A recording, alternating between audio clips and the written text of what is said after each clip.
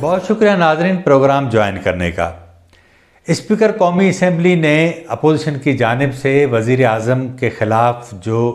रिक्यूज़ेशन और करारदाद जमा करवाई गई थी, उस रिक्यूज़ेशन के तहत उन्हें ये इजलास 14 दिन के अंदर जो तलब करना था, आज उन्होंने तलब तो कर लिया है, लेकिन उसका जो इनकाद 21 मार्च को होना चाहिए वो नहीं हुआ। इजलास की जो तारीख़ है वो 25 मार्च जुमे के दिन 11 बजे सुबह रखी गई है और ये वही दिन होंगे जब पीडीएम की जानिब से जो ऐलान किया गया है उनके काफ़िले यहाँ पहुँचना शुरू होंगे और इसी के साथ साथ कौमी असम्बली का इजलास भी हो रहा होगा। और जो दूसरी बात वो ये है कि हुकूमत की जानिब से 27 मार्च को जो अनाउंसमेंट की गई है अपने जलसे की, उसकी तैयारियां भी उरूज पर होंगी। लेकिन जो हैरानकुन बात है वो ये है कि स्पीकर कौमी असम्बली ने जो जवाज़ पेश किए हैं इजलास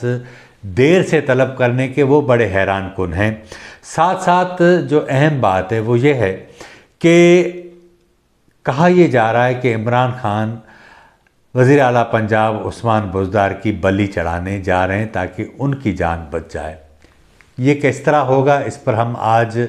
बात करते हैं। प्रोग्राम में आगे बढ़ने से पहले हमारे वो नए नाज़रीन जिन्होंने हमारे चैनल को आज ज्वाइन किया है वो हमारे चैनल को सब्सक्राइब कर लें ताकि आने वाले दिनों में जैसे ही हम नई वीडियो अपलोड करें तो उन्हें फ़ौरी नोटिफिकेशन मिल जाए। तो वीडियो सब्सक्राइब करें और उसके साथ जो बेल बटन है उसको भी दबाएँ। प्रोग्राम में आगे बढ़ते हैं। आज स्पीकर कौमी असम्बली ने जिस अंदाज से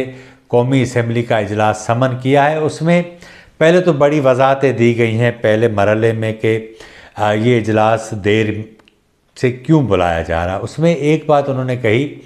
कि फरवरी में कौमी असम्बली का जो ऐवान है यानी जो हाल है जहाँ ये इजलास होता है वो वजारत ख़ारजा को दे दिया गया था। वहाँ क्योंकि OIC की वज़राए ख़ारजा कॉन्फ्रेंस होनी है 22 और 23 मार्च को, इसी सिलसिले में सेनेट सेक्रेटरीट को कहा गया कि वो अपना हाल जो है वो हमें दे दें ताकि हम अपोजिशन की जो रिक्वेजिशन है उसके तहत इजलास वहाँ मुनक़द कर सकें, लेकिन सेनेट ने हमें इनकार कर दिया। उसके बाद दूसरा उज़र ये दिया गया है कि कमिश्नर इस्लामाबाद और चेयरमैन CDA को भी कहा गया कि कोई ऐसी मौजूद जगह जहाँ कौमी असम्बली के इजलास का इनकाद किया जा सके कोई ऐसी जगह दे दें, लेकिन उन्होंने भी इनकार कर दिया। तो बहालत मजबूरी आइन के जो है फलाह क्लास के तहत कौमी असम्बली का इजलास वो ख़ुद तलब कर रहे हैं। ये सारा उन्होंने जवाज़ बयान किया। अब सोचने जैसी बात यह है कि इस्लामाबाद में मुल्क का जो है वो दारुल खिलाफा है, वहाँ कन्वेंशन सेंटर है, वहाँ इजलास हो सकता है, पाक चाइना फ्रेंडशिप सेंटर है वहाँ हो सकता है। इसी तरह बहुत सारी ऐसी जगहें मौजूद है जहाँ ये इजलास मुनक़द हो सकता था, लेकिन क्योंकि ये सारा जो काम इसलिए किया गया ताकि हुकूमत को टाइम मज़ीद मिल सके, एक तरफ वो सुप्रीम कोर्ट में रेफरेंस बनाकर जा सके, तो दूसरी जो है वो उसके पास ऑप्शन ये हो कि जो अरकान उनसे चले गए हैं या जो जाने हैं मज़ीद उनको रोक सके, उनको वापस ला सके। ये तो एक जो स्ट्रेटजी है उसके तहत उन्होंने किया, लेकिन अमली तौर पर हम देखते हैं कि जिस तरह फवाद चौधरी और जो दीगर लोग हैं इनका अपने अरकान के साथ रवैया है, जिस तरह ये जो लोग मुनरफ़ होकर अपोजिशन की तरफ चले गए हैं उनके हलकों में उनके ख़िलाफ़ जो मुज़ाहरे करवाए जा रहे हैं, उनके घरों के सामने मुज़ाहरे करवाए जा रहे हैं, उसके नतीजे में मैं नहीं समझता कि कोई भी ऐसा रुकन होगा जो इस रद्द अमल के नतीजे में वापस आ जाए, क्योंकि इन हालात में जब अपोजिशन साथ हो, इन अरकान के जिनको न्यूट्रल कहा जाता है वो भी एक तरफ खड़े हों, तो इस सूरत हाल में मुझे तो नहीं लगता कि ये अरकान जो हैं वापस आएँ हुकूमत की तरफ। लेकिन ऐसा ज़रूर लगता है कि और मज़ीद लोग जो हैं वो भी इस सारी सूरत हाल में बददिल हों और मुमकिन है अपोजिशन की तरफ चले जाएं। तो ये तो वो सूरत हाल है जो जिसकी वजह से इन्होंने ये इजलास इतना डिले किया है। अब कहा यह जा रहा है कि रेफरेंस भी आज कल में वो सदर की जानिब से भेज दिया जाएगा सुप्रीम कोर्ट को। ये भी बुनियादी तौर पर इसको तवालत देना है ताकि وزیر اعظم اپنا کوئی ارینجمنٹ کر سکیں۔ ذرائع یہ بتاتے ہیں کہ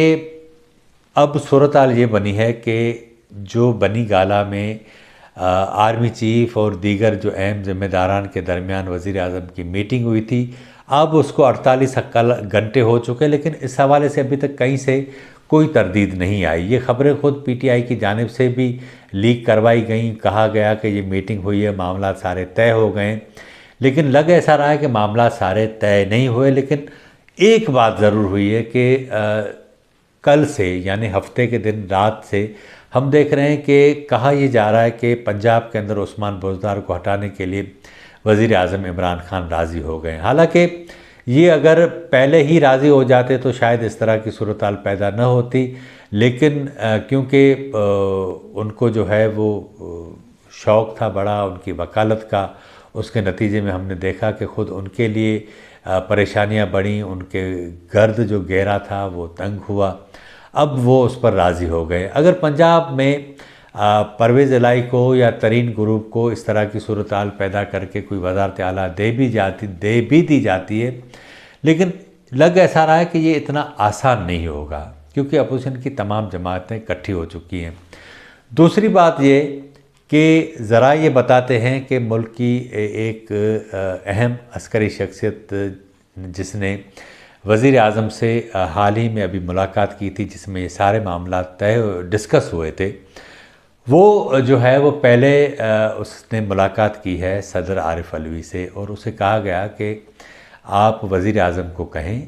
کہ یہ جو جلسہ ولسے والے کام کر رہے ہیں یہ اس کو ملتوی کریں، تاکہ اپوزیشن بھی جلسہ ملتوی کرے۔ ملک کے ان حالات میں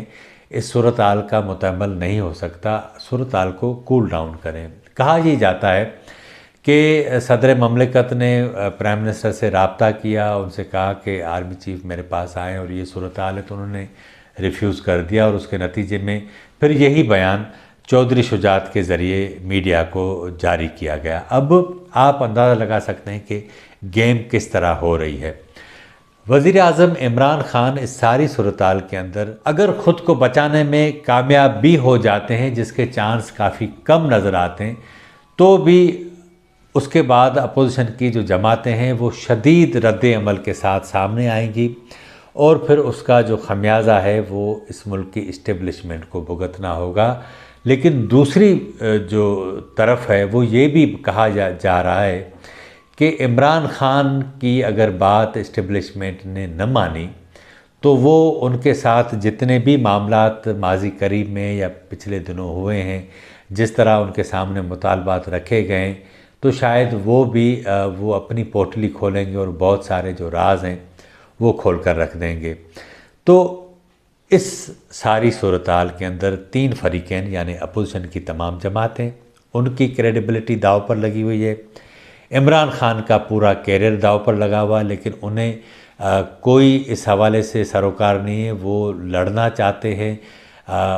وہ لڑنا اس لیے چاہتے ہیں اپوزیشن کے ساتھ، تو وہ اعلان کر چکے ہیں، لیکن اگر اسٹیبلشمنٹ نے اس صورتحال میں ان کو بچانے میں ساتھ نہ دیا تو وہ بھی ان کے ساتھ بھی بگڑ جائیں گے۔